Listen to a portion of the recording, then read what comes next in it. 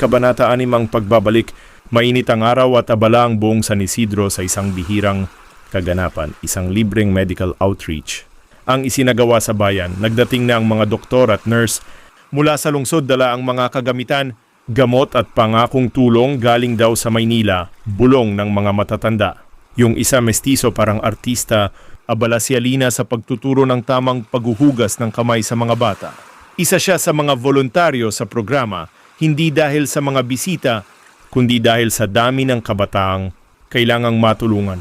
Habang patuloy ang kanyang gawain, biglang nagkaroon ng commotion. May ambulansyang dumating at isang batang babae ang isinugod hika at wala raw makuhang tamang gamot. Tinawag ang isa sa mga lead doctors nil.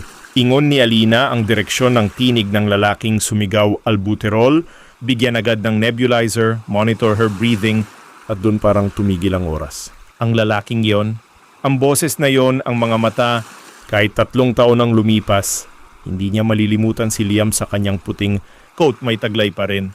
Itong uri ng tahimik na tapang, may mas lalim na ngayon ang mga mata nito, hindi na binata, kundi lalaking may hinahanap. At sa mismong sandaling yon, nahadyop siya ng tingin ni Liam, parang wala ng ibang tao sa paligid.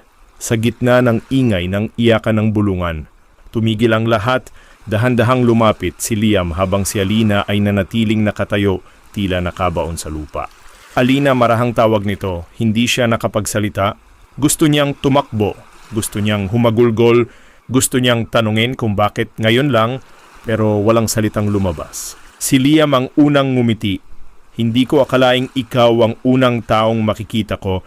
Pagbalik ko rito, hindi ko rin akalaing babalik ka pa.